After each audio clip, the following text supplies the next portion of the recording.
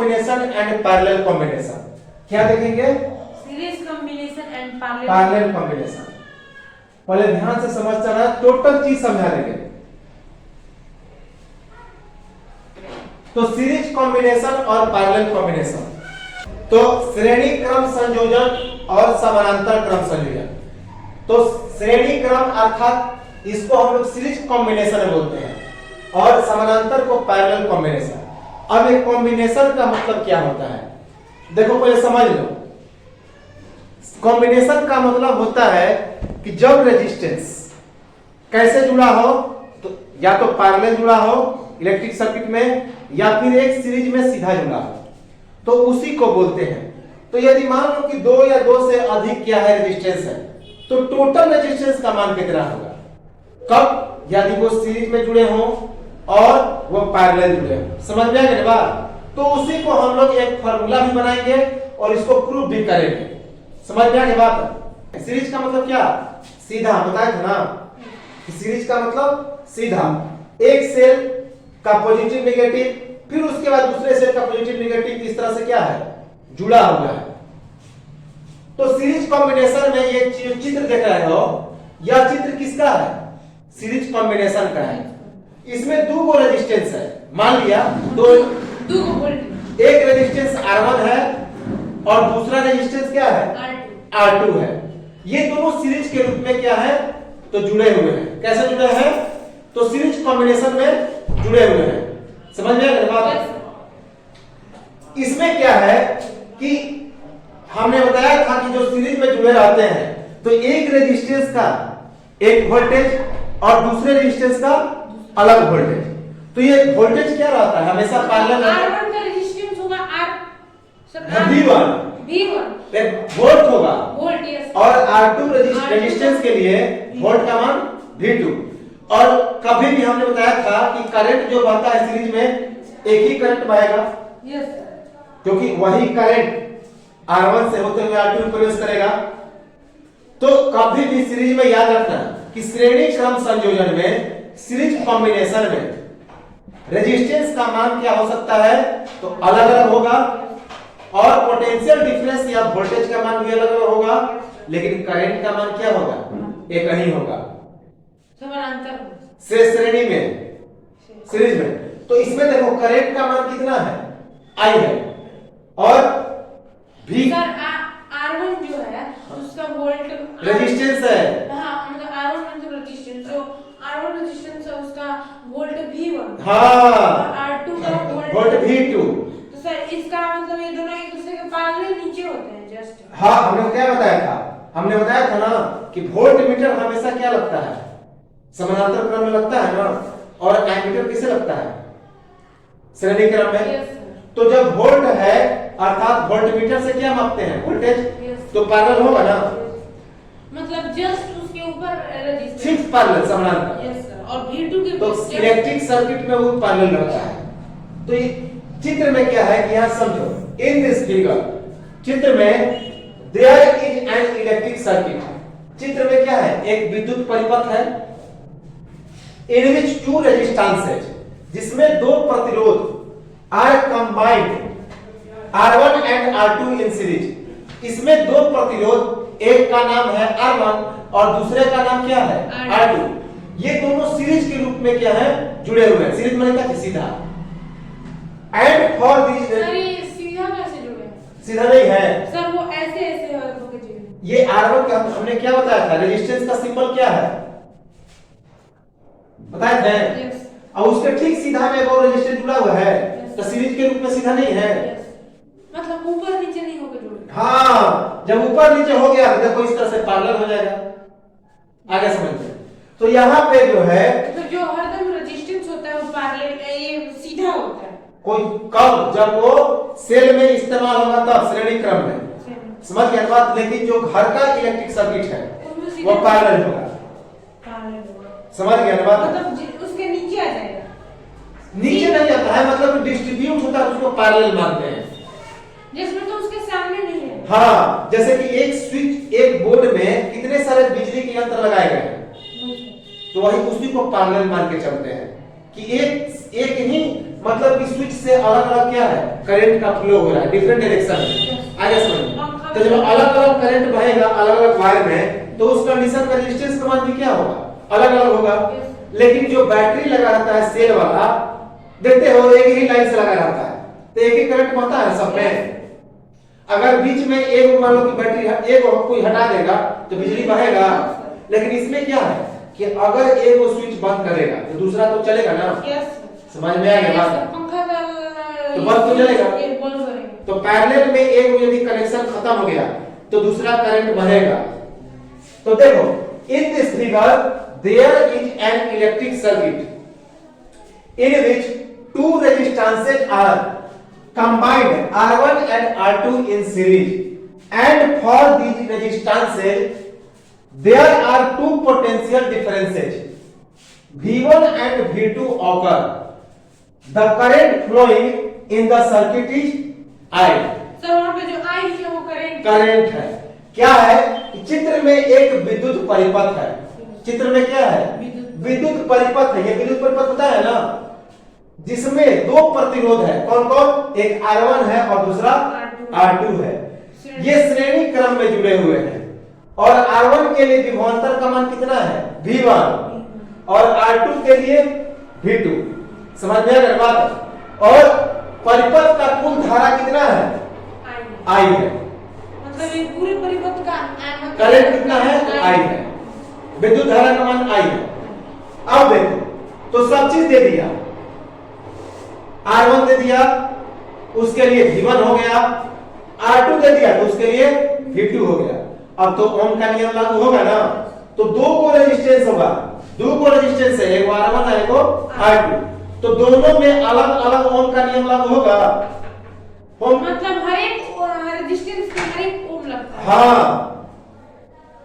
तो हर एक रेजिस्टेंस के लिए अलग अलग ओम का नियम का पालन होगा ना। तो देखो अब यहां पे अलग अलग रेजिस्टेंस के लिए अलग अलग क्या होगा, ओम का नियम फॉलो होगा। क्योंकि R1 के लिए क्या है, वोल्टेज V1 है और R2 के लिए V2 है। तो अब देखो सर इन R1 के लिए भी एक ओम होगा और R2 के लिए, हाँ दोनों के लिए ओम का नियम फॉलो होगा। तो यहाँ पे देखो मतलब सर जहाँ रेजिस्टेंस रहता है वहाँ पे ओम रहने जरूरी है। रेजिस्टेंस का क्यों आएगा, रेजिस्टेंस का ऐसा ही मतलब क्या होता है, ओम होता है ना। तो जाहिर सी बात है रेजिस्टेंस आया कहां से, हमने बताया था ना, ओम के नियम से ही आया ना। क्योंकि I प्रोपोर्शनल किसके होता है, V के। तो जब प्रोपोर्शनल हटेगा तो रेजिस्टेंस ऑटोमेटिकली आएगा। जहां पे करंट बहेगा वहां पर रेजिस्टेंस आएगा ही आएगा। समझ में आ गई बात? जहां पर करंट बहेगा रेजिस्टेंस आएगा ही आएगा। सो फॉर रेजिस्टेंस R1, अब R1 प्रतिरोध के लिए बाय ओम्स लॉ, ओम का नियम। सर हमको रेजिस्टेंस आएगा नहीं आएगा बिजली में, तो रेजिस्टेंस ऐसा है क्या जो वही चीज ठीक है। रेजिस्टेंस का मतलब होता है प्रतिरोध, विरोध, रुकावट। जैसे कि मान लो कि चांदी का तार है, तो चांदी का तार क्या है, सबसे बेस्ट कंडक्टर होता है सिल्वर। लेकिन यदि लोहे का तार तुम इस्तेमाल करो तो लोहे के तार में कौन बिजली बहता है, इसका मतलब क्या है, उसका रेजिस्टेंस ज्यादा है, उसमें रुकावट ज्यादा है, उसके मार्ग में रोकने वाला, हाँ, यानी कि उसके मार्ग में रोकने वाला कोई पदार्थ, हाँ रुकेगा नहीं, मतलब कम वोल्टेज आएगा। बिल्कुल, आगे समझ में। अब इसीलिए तो क्यों कहते हैं जैसे मतलब बल्ब अगर कम बढ़ रहा है तो अगर रेजिस्टेंस कम ज्यादा है, यदि वो तेज जल रहा है रेजिस्टेंस कम है। अब तुम बताओ कि सिल्वर को क्यों बेस्ट कंडक्टर कहते हैं, क्योंकि रेजिस्टेंस उसका क्या है, कम है। अब समझ में आ गया, मतलब अगर बिजली बहेगा तो उसका रेजिस्टेंस रहना ही है। कोई भी चीज में रेजिस्टेंस रहता है, कोई भी चीज जैसे भी बल्ब प्रकाश कर रही है तेज, तो यहाँ रेजिस्टेंस कम है एकदम। अब कोई भी चीज गति करेगा तो रुकावट तो होगा ना, एयर का रुकावट होगा, जमीन के घर्षण का रुकावट होगा, तो उसी प्रकार वायु में भी तो रुकावट होगा। समझ में आ गया?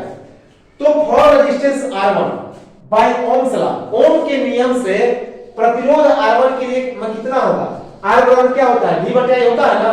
तो R1 का मेरे लिए कितना है, V1 है, तो R1 बराबर V1/I हो गया। I को उठा के उधर ले गया तो तो V1 बराबर I इंटू R1, समीकरण 1। सेम टू सेम चीज R2 के लिए R1 इज इक्वल टू क्यों किया आप सर्कल समझाए थे सर, बता दो ना। R1 में अगर रखेंगे तो I से V1 में गुना करेंगे, हाँ R2 रहेगा तो I से V2 में गुना, क्योंकि इसके लिए अलग है ना वोल्टेज और इसके लिए अलग है, तो इसका अलग ओम का नियम फॉलो होगा। इसी फार्मूला से R1 is equal to V1 बटा I। हाँ फिर R2 के लिए करेंगे, तो for resistance R2 the by Ohm's law, अब ओम के नियम से प्रतिरोध R2 के लिए वही चीज होगा, R2 बराबर V2 बटा में I, तो V2 बराबर कितना होगा I इंटू R2, समीकरण कितना हो गया 2। अब देखो दोनों इक्वेशन को हमने क्या कर दिया, जोड़ दिया, एडिंग बाय इक्वेशन 1 एंड 2, समीकरण 1 और 2 को क्या कर दिया जोड़ने पर, तो समीकरण 1 के लेफ्ट साइड में है V1 और 2 में है V2, तब V1 प्लस V2 हो गया ना सर। ये वाला एक बार बताइए, एडिंग बाय इक्वेशन समीकरण 1 को और समीकरण 2 को जोड़ेंगे तो लेफ्ट वाला लेफ्ट R1 और R2 को जोड़ेंगे। हाँ अरे लेफ्ट राइट में है IR1, इसके राइट में है IR2, तो दोनों को जोड़ दिए ना, राइट वाला राइट में जोड़ गया और लेफ्ट वाला लेफ्ट में, अरे V1 प्लस V2 हो गया ना, आई इधर क्या आ गया IR1 प्लस IR2। अच्छा जब इक्वेशन जुटेगा तो लेफ्ट वाला लेफ्ट के साथ और राइट वाला राइट, समझ में आ गया बात। तो V1 प्लस V2 बराबर हो गया IR1 प्लस IR2, दोनों में से I कॉमन निकाल लिए ना, अरे है दोनों में से I कॉमन निकल जाएगा, तो I into R1 plus R2, समीकरण सर ये V1 और V2 का क्या हुआ, इसको प्लस में है तो क्या हो गया, ये तो लेफ्ट में ही है। हाँ। और इन दोनों I आ रहा है तो इसको भी I को हम कॉमन निकाल, हाँ दोनों में से तो कॉमन निकाल लिया ना, इस समीकरण कितना हो गया 3। अब देखो सर तो इसमें भी तो कॉमन निकाल सकते, B भी है तो उसमें कहां से कॉमन निकलेगा, ये V1 है V2 है, कोई कॉमन है नहीं है ना, उसमें I कॉमन है, तो दोनों में शामिल है I वैनिश है, तो सर वहां पे R नहीं निकाल सकते क्योंकि R1 है R2। हाँ वेरी गुड।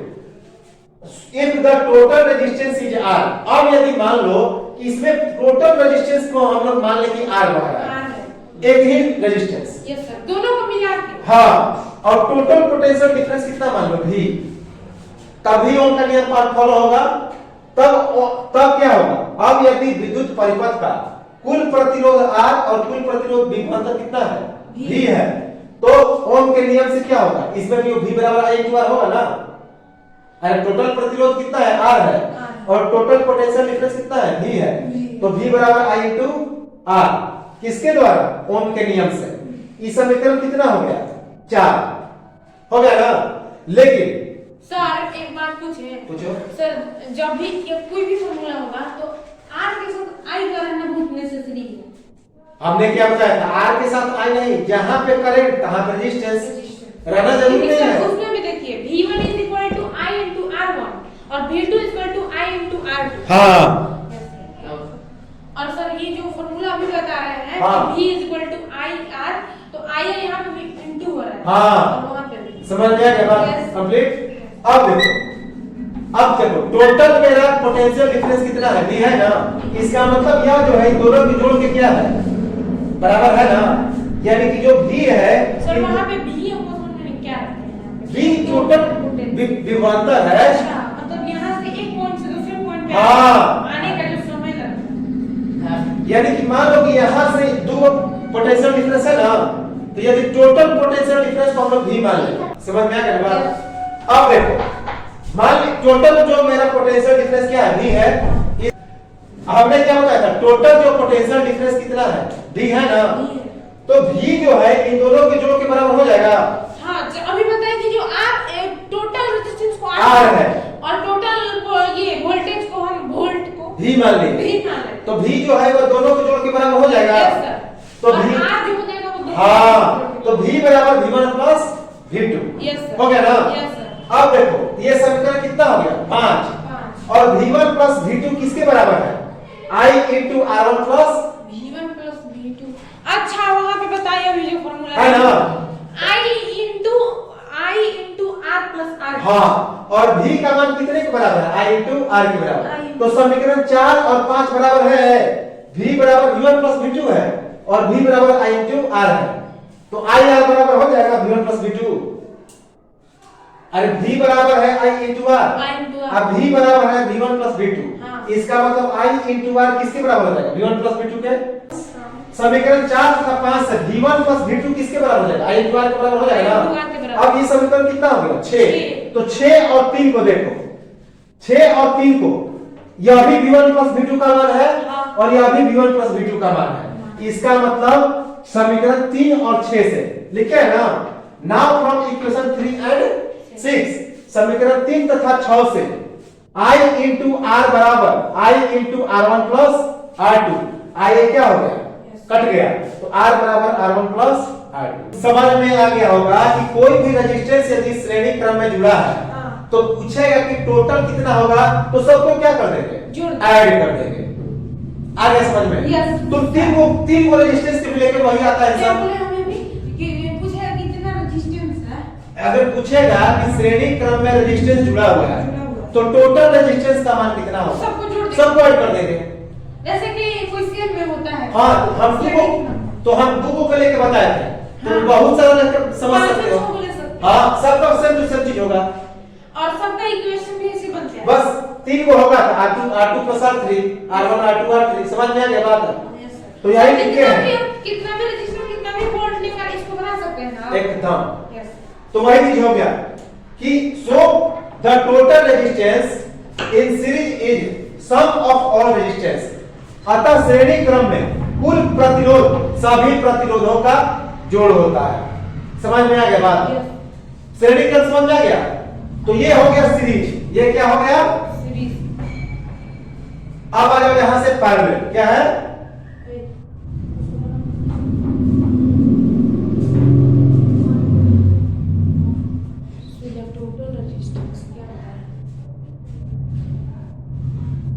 तो ये तो हो गया श्रेणी क्रम। अब आते हैं किस पे? पैरेलल पे। देखो सर यहाँ सो से बताइए आप सो वो तो बता दिए आगे इसको। वही ना, so the total resistance in series is sum of all resistance. इस श्रेणी क्रम में यदि टोटल रेजिस्टेंस निकालना है तो सबको क्या करना है? सबको जोड़ देंगे। क्या है? कुल प्रतिरोध सभी प्रतिरोधों का क्या होता है? योग होता है। समझ में आ गया?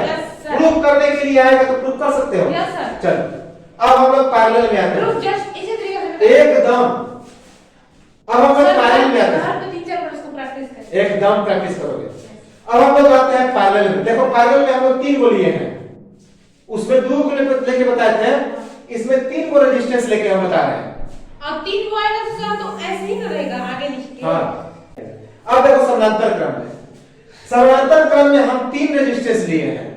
एक R1, एक R2 और एक R3। तो अब ये तीनों पैरेलल है। कैसा है? पैरेलल है। तो जब पैरेलल है, यहाँ पे समानांतर, यहाँ पे पैरेलल है, तो जाहिर सी बात है इसके पैरेलल एक ही वोल्ट होगा।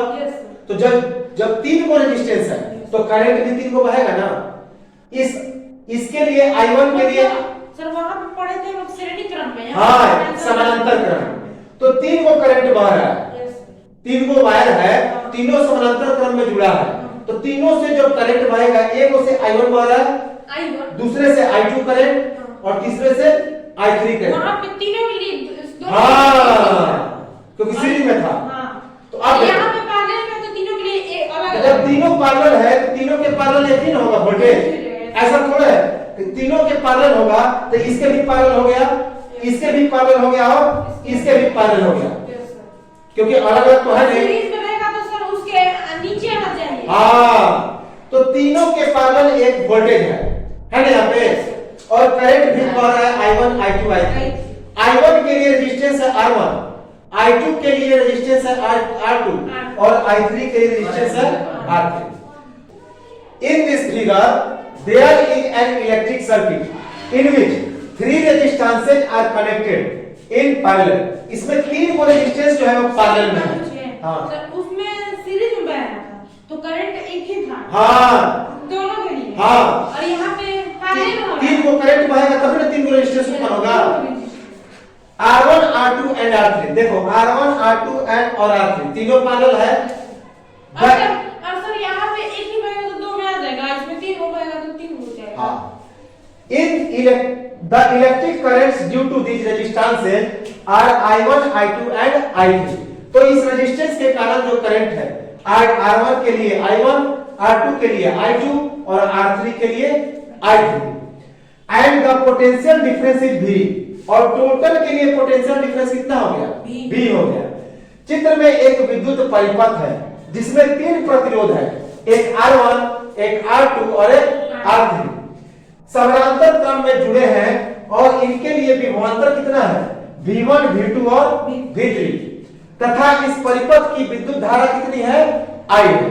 अब देखो, अब ओम के नियम से लागू होगा ना इसमें भी, तो R1 के लिए कितना होगा V/I1 नहीं होगा क्योंकि इसमें भी एक ही है, करंट का मान क्या है अलग अलग है।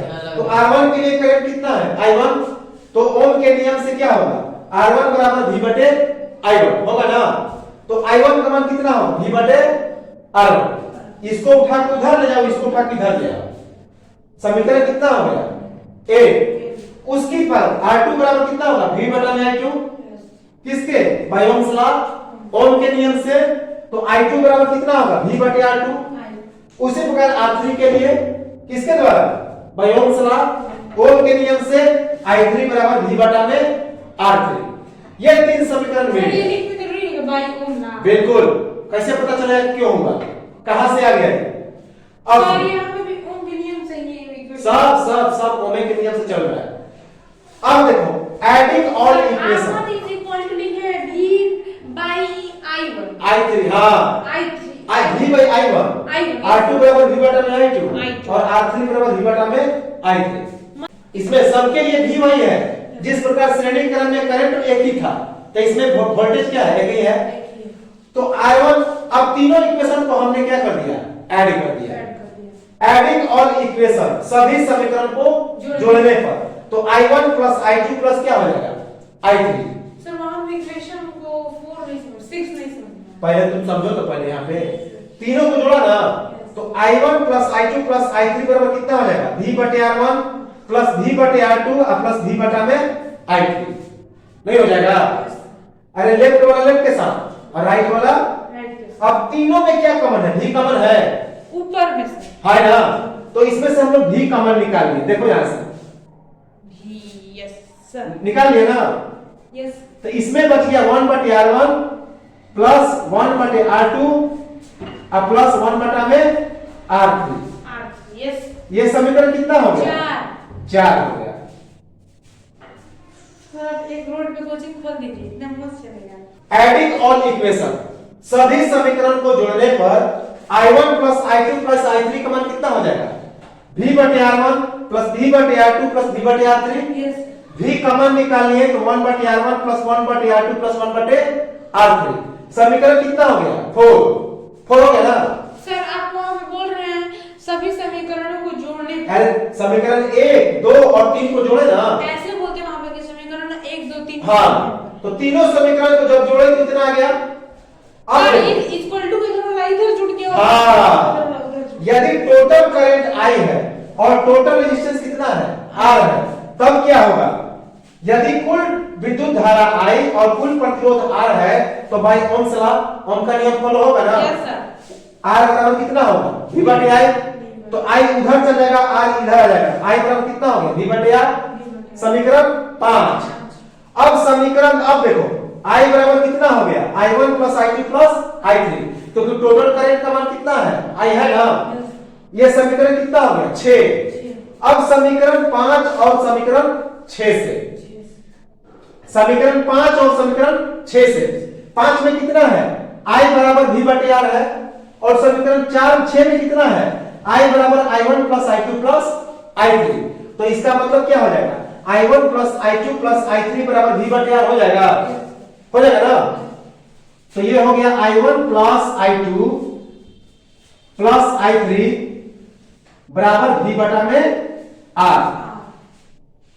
अब देखो ये समीकरण कितना हो गया 7 समीकरण 7। अब समीकरण 4 और समीकरण 7 से किसमें समीकरण 4 और समीकरण 7 से इक्वेशन 4 एंड इक्वेशन 7। 4 कौन है सर 4 है ये और 7 है ये। अब देखो तो इक्वेशन 5 और इक्वेशन कितना से 6 से इक्वेशन कितना है I1 plus I2 plus I3 बराबर V बटा में R। अब समीकरण 4 और समीकरण 7 से कौन कौन बाय इक्वेशन 4 एंड 7। 4 का वैल्यू कितना है 4 का वैल्यू है I1 plus I2 plus I3 बराबर V into 1 बटे R1 प्लस 1 बटे R2 प्लस 1 बटा में R3।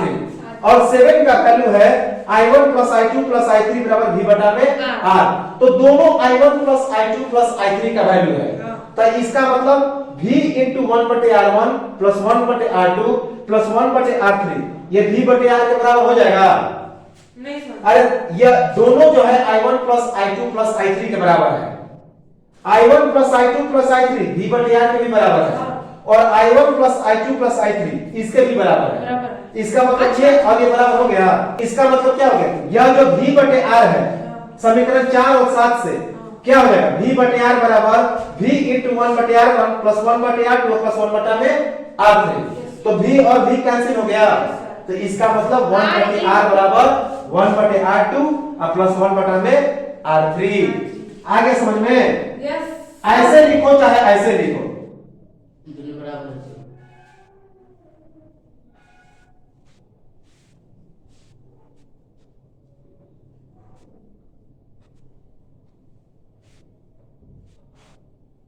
समझ में आ गया आए?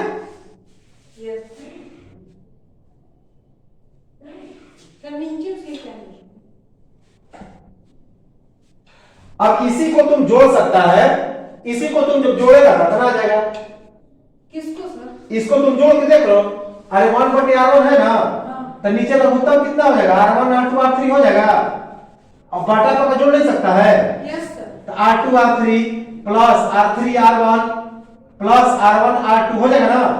ये किसके बराबर 1 बटे R के, इसको पलट दो तो R का वैल्यू कितना आ गया R1 R2 R3। अब बटा में क्या आ जाएगा R1 plus R1 R2 plus R2 R3 और प्लस R3 R1। तो ऐसे लिखो चाहे ऐसे। समझ में आ गया बात? यही मेरा टोटल प्रतिरोध है किसमें समानांतर क्रम में। समझ में आ गया? नेक्स्ट क्लास में हम लोग दूसरा टॉपिक देखेंगे। Thank you.